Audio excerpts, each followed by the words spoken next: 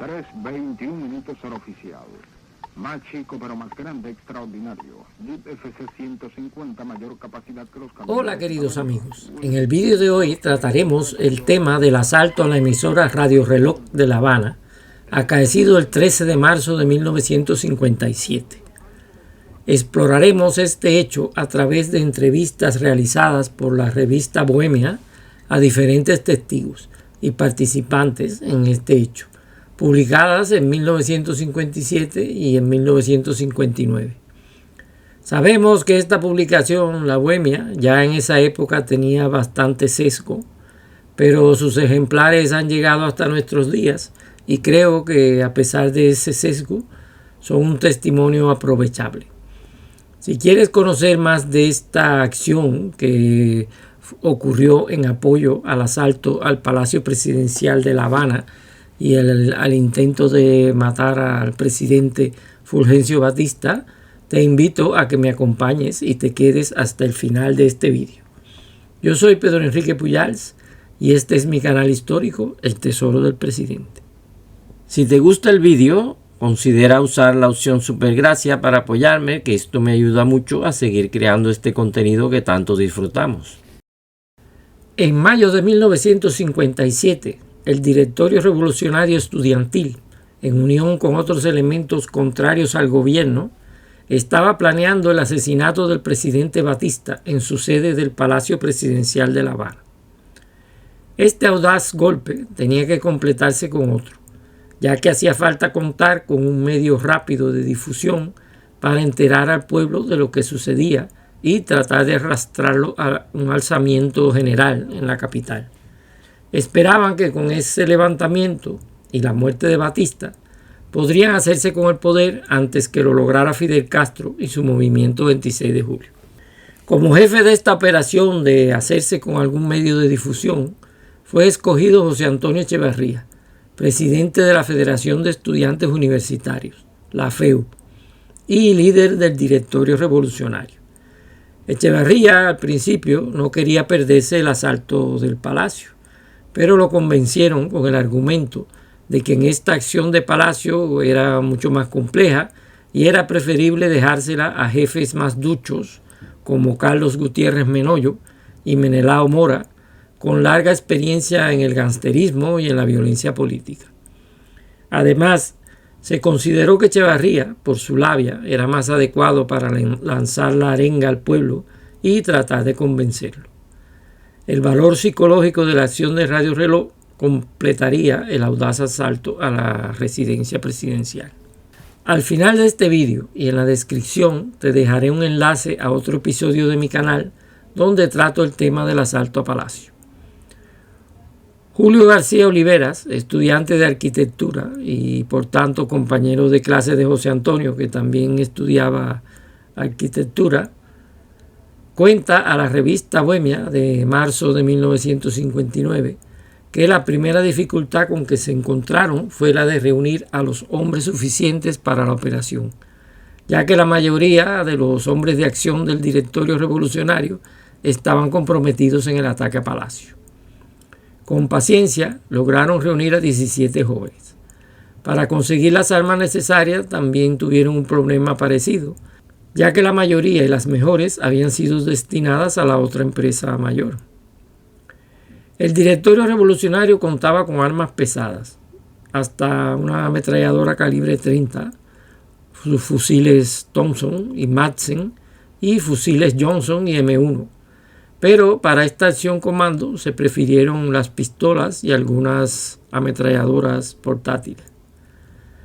Las armas pesadas se llevaron para la universidad, en donde pensaban atrincherarse los revolucionarios y convertirla en el cuartel general del esperado levantamiento. Con los coches de propiedad particular que tenían, más otros alquilados en la agencia de 18 y Calzada, completaron 4 autos. 3 serían destinados a la acción y el cuarto, un convertible, sería dedicado al traslado de las armas pesadas a la universidad. Al escogerse la emisora que sería víctima del asalto, se prefirió Radio Reloj, en el edificio de la CMQ, por su cercanía a la universidad. lugar hacia donde estaba contemplada una rápida retirada una vez radiada la locución que anunciaba que habían matado a Batista. Previo a la acción, los implicados se concentraron en 2 pisos francos del Vedado. Allí se encontraba José Antonio Echeverría, Joe Westbrook, Fructuoso Rodríguez, Enrique Rodríguez Loeches y García Oliveras, entre otros. Primero pensaron que el asalto a la radioemisora se iniciaría cuando se recibiera una llamada por teléfono que indicaría que la acción de Palacio estaba en marcha. Pero después, Carlos Gutiérrez Menoyo dispuso que no se debía esperar ninguna llamada, sino que 15 minutos después de la salida de los asaltantes de Palacio, de su cuartel general de la calle 21, entre 22 y 24, debían partir también el grupo de José Antonio Echeverría. Estos planes se cumplieron. A las 2:50 de la tarde del miércoles 13 de marzo de 1957, Carlos Gutiérrez Menoyo y su grupo abandonaron el edificio de la calle 21 en el furgón de Fast Delivery, un camioncito, y en 2 coches más. A las 3:10 partió hacia el edificio de la CMQ el otro grupo de asaltantes. Eran 15 hombres, en cada una de las 3 máquinas iban 5. En el edificio de Radio Centro, en la acera por la calle M, se situaban los usuales grupos de adolescentes a la casa de autógrafos de personajes de la farándula. Eran muchachitas ataviadas con la moda americana y jóvenes con patillas y melenas estilo Elvis Presley. Por la puerta y por el pasillo de la CMQ circulaban artistas, técnicos y público. A las 3:17 llegó la caravana del directorio. La primera y la última máquinas se situaron en las esquinas extremas de la calle, de la calle 23 donde estaba la emisora, o sea, en 23 y M y en 21 y M, bloqueando el acceso. El segundo coche, donde viajaba Echeverría, se detuvo justo frente al edificio de la CMQ. De pronto se acalló el bullicio de la calle y hubo un movimiento mezcla de estupor y miedo. Uno de los mozos que acababa de bajarse del Ford del año que se había detenido enfrente empuñaba una ametralladora ligera. Echeverría y su gente subieron al estudio. Este grupo fue reforzado por algunos tripulantes de los otros 2 coches. Algunos quedaron abajo asegurando la retirada. Todo se desarrolló sin percances. Solo se encontraron en un pasillo con un soldado que fue sorprendido y entregó su revólver a José Antonio Echeverría. Eran aproximadamente las 3:15 de la tarde de ese fatídico miércoles 13 de marzo de 1957. Manuel Fernández Morales, conocido por Bicicleta entre sus amigos, apuraba una taza en la cafetería próxima a Radio Centro. Minutos después comenzaba su jornada laboral frente al Master Control, un monstruo electrónico lleno de bombillas, relojes y cables que lanzaba al aire las señales de las 3 radioemisoras que transmitían desde el edificio de la CMQ, labor que venía realizando desde hacía 25 años. Todo discurría con normalidad cuando de pronto escuchó a través del grueso cristal que lo separaba del lobby un escándalo poco usual. Al volverse a mirar, pudo ver a un hombre armado que entraba estrepitosamente en su cabina y apuntándole con el arma le gritaba: «La revolución ha triunfado. ¡Viva la revolución!». Manuel Fernández no se lo podía creer. Por 4ª vez en su vida se veía en peligro mientras trabajaba tranquilamente. Este operador de radio ya había pasado otras 3 veces por situaciones en que hombres armados habían irrumpido en su puesto de trabajo y lo habían encañonado.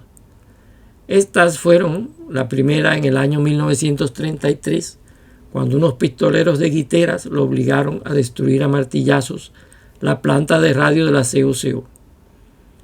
En la época del presidente Laredo Bru, 2 agentes secretos lo encerraron en el cuarto de control por 9 horas.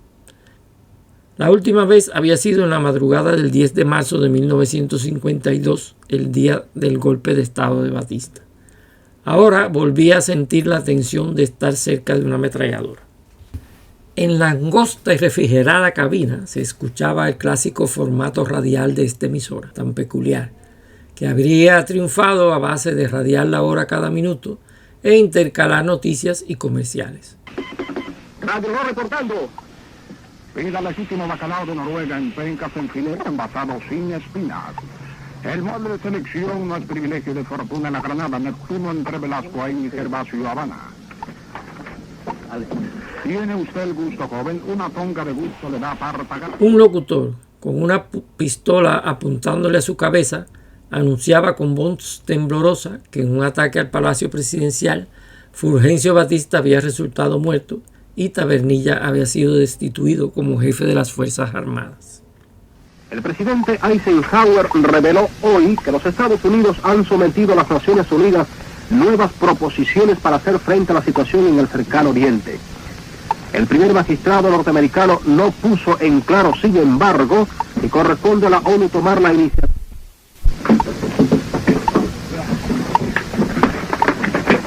¿No? ¿Vale?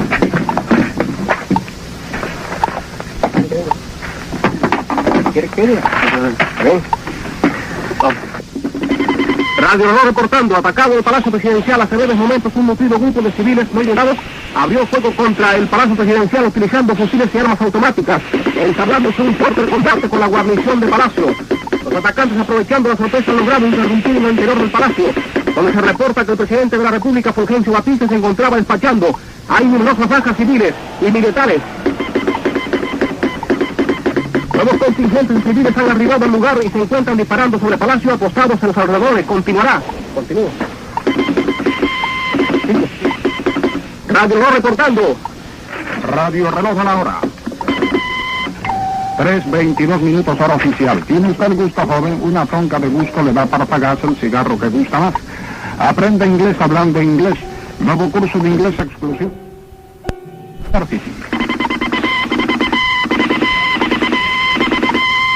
Parte oficial del Estado Mayor del Ejército.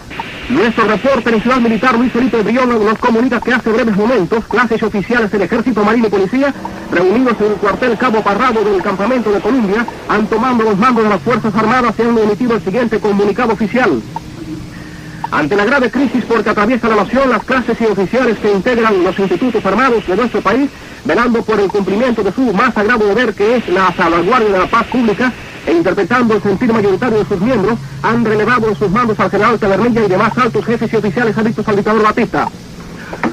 Para balancear perfectamente la alimentación, nada mejor que el riquísimo Cresco. Casa Arenal ofrece guayaberas de rayas a 3.70, Casa Arenal Monte 62, Radio Reloj a la hora, 3:23 minutos hora oficial.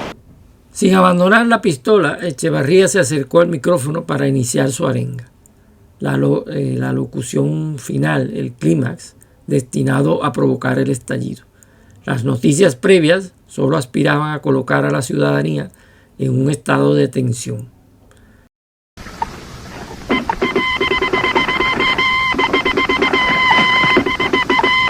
Radio Reloj informando, la atención a los trascendentales acontecimientos que se están desarrollando se leerá a continuación una locución al pueblo de Cuba por el presidente de la Federación Estudiantil Universitaria y líder del director estudiantil, José Antonio Echevarría. ¡Pueblo de Cuba! En estos momentos acaba de ser ajusticiado revolucionariamente el dictador Fulgencio Batista. En su propia madriguera del Palacio Presidencial, el pueblo de Cuba ha ido a ajustarles cuentas. Y somos nosotros, el directorio revolucionario, los que a nombre de la revolución cubana hemos dado el tiro de gracia a este régimen de oprobio. Cubanos que me escuchan, acaba de ser eliminado. Pero de pronto desapareció la voz y solo quedó en el aire el tic-tac característico de Radio Reloj. Al notarlo, el pistolero interrogó bruscamente a Bicicleta, que le respondió con voz entrecortada que no era culpa suya, que Echevarría habría gritado muy fuerte y se había desconectado un relé de audio. Se ve que existía un mecanismo que cerraba la transmisión en caso de producirse un ruido muy fuerte cerca de los micrófonos. Por suerte para Roberto Fernández, el hombre que lo encañonaba dio por buena su explicación. El grupo de asaltantes emprendía la retirada, llevándose como rehenes a los locutores Soto y Chaumón. Al llegar a la puerta que daba al pasillo del ascensor, frente al cuarto del máster, se escuchó un grito. A romper el transmisor de CMQ. ¡Fuego! Instantáneamente, una ráfaga de ametralladora atravesó la vidriera, rebotando los balazos en los transmisores. Ante la lluvia de plomo, Roberto Fernández se tiró al suelo para salvar la vida, entre una pared y las grabadoras de cinta magnética, permaneciendo acostado mientras los cristales le caían encima. A pesar de los tiros, el grueso cristal y los paneles de acero que envolvían los delicados equipos pararon las balas. Más de 12 marcas quedaron visibles en sus cubiertas. En aquella época se ve que las cosas se fabricaban para durar. Pocos minutos después, la emisora volvió a estar en el aire. Los asaltantes tenían planeado lanzar una granada dentro del cuarto de control para destruir los equipos, pero por suerte para los locutores y operadores de la emisora, lo que hicieron fue disparar contra los paneles de control para inutilizarlos. Otros dicen que esta fue una reacción colérica de José Antonio Echeverría, que disparó contra los cristales con una pistola ametralladora Star con culatín, porque se sentía molesto porque no había podido transmitir íntegra su alocución. Los revolucionarios que quedaron en la calle estaban nerviosos en medio de la tensa espera. En eso vieron a un sargento de la policía motorizada que cruzaba por la esquina de M23, que había sido alertado por un transeúnte sobre que había visto a hombres armados. Los miembros del comando no se lo pensaron 2 veces y le dispararon, y el hombre cayó herido en una pierna. Echeverría y sus hombres ganaron la calle, donde lo esperaban los autos con las puertas abiertas y los motores en marcha. Allí soltaron a sus rehenes y tiraron algunos tiros al aire y gritaron consignas para abrirse camino entre el tráfico y crear un ambiente revolucionario en la calle. En la acera, las chicas de los autógrafos y los mozalbetes del rock and roll se pusieron a recoger los casquillos como souvenir. Una vez a bordo de los coches, los miembros del directorio se dirigieron a toda prisa a la universidad. «Ya me puedo morir tranquilo», cuenta Oliveras, que dijo Echeverría. Quizá pensó que ya Batista había caído bajo las balas de sus compañeros y habían cumplido su objetivo, o quizá tenía un mal presentimiento. Los coches tenían planeado entrar a la universidad por la puerta de calle J, pero se toparon con un atasco provocado por los camiones de la obra del Hotel Habana Hilton, hoy rebautizado Habana Libre, que estaba en plena construcción en esa época. Los automóviles de los revolucionarios se dispersaron y cada uno cogió por su lado. El de José Antonio Echeverría tomó la calle Jovellar y de repente se topó con una perseguidora, un coche de la policía con 3 agentes. En una decisión rápida decidieron sorprenderlo y lo embistieron de frente, disparándoles con sus pistolas. Los revolucionarios se bajaron del coche y se parapetaron tras muros y columnas, mientras los policías, asustados, se tiraron al suelo del coche para salvar sus vidas. Echeverría, armado con una pistola Star, avanzó hacia la perseguidora para rematar a los policías, pero con esta acción bloqueó la línea de fuego de sus hombres. Echeverría trató de disparar por la ventanilla posterior para liquidar al artillero del carro, que era como se llamaba al hombre que iba sentado en el asiento posterior y armado con una ametralladora Thompson. Pero la puerta delantera se había entreabierto por el choque, y cuando Echeverría se disponía a disparar sobre el artillero echado en el piso, el chofer de la perseguidora le disparó 2 veces desde abajo a través de la abertura de la puerta, haciéndolo caer y perder su arma. Asimismo herido, Echeverría se incorporó y trató de ripostar con el revólver que le había quitado al guardia de la CMQ, pero una ráfaga de ametralladora lo volvió a tumbar, esta vez para siempre. Entonces se hizo el silencio. Nadie volvió a disparar. Los policías seguían en el suelo de su coche, incapaces de alzarse por miedo de recibir un tiro, y los del directorio estaban impresionados, en un estado de shock por ver caer a su jefe. Sin estorbarse mutuamente, los estudiantes se retiraron a pie hacia la universidad y los policías metieron la marcha atrás en la perseguidora y escaparon del lugar por la calle L. El cadáver de Echeverría quedó en el asfalto en medio de un charco de sangre y fue recogido después por una ambulancia.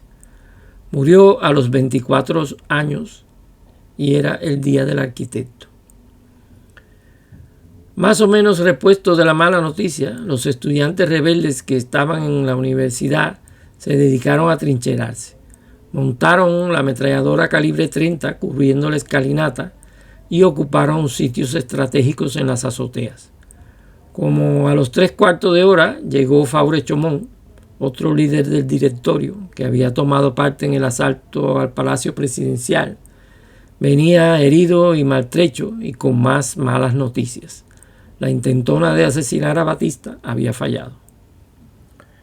Poco después, los estudiantes vieron desde las azoteas de la universidad la columna de tanques y carros blindados que desde Columbia enviaba Tabernilla hacia el Palacio Presidencial y que bajaba por la calle 23 y doblaba junto al edificio en construcción del Hotel Hilton. Entonces, los que quedaban se reunieron a ver qué hacían. En vista del fracaso del atentado contra Batista y al poco caso que había prestado la población a la arenga de Echeverría, la que solo había atraído a un único prosélito, un trabajador que salió de su casa en Luyanó y en guagua se dirigió a la universidad para sumarse al alzamiento. Entonces los miembros del directorio revolucionario decidieron abandonar la universidad y dispersarse para esconderse mientras aún había tiempo. Eran sobre las 5 de la tarde. En la acción de Radio Reloj, el único muerto fue José Antonio Echeverría. En el ataque a Palacio cayeron alrededor de 30 asaltantes, incluidos los jefes Menelao Mora y Carlos Gutiérrez Menoyo. El único de los cabecillas que escapó fue Chomón, aunque este no era de los principales. El directorio estudiantil quedó prácticamente descabezado, por lo que esta acción, lejos de dar preponderancia al directorio sobre el movimiento 26 de julio de Castro, lo dejó tocado, sin jefes y en una posición aún más débil. El huracán de sangre que desataron sobre La Habana ese día 13 de marzo de 1957 los arrastró en su torbellino. Hasta aquí el vídeo de hoy. Espero que les haya gustado. Recuerden dar like, suscribirse al canal y apoyar este esfuerzo comprando un supergracias en YouTube, que me es de gran ayuda. Hasta luego. 3:21 minutos hora oficial. Más chico pero más grande, extraordinario. Jeep FC 150, mayor capacidad que los camiones de su tamaño. Willis Distributors 23 y la rampa. La política mundial. El presidente Eisenhower reveló hoy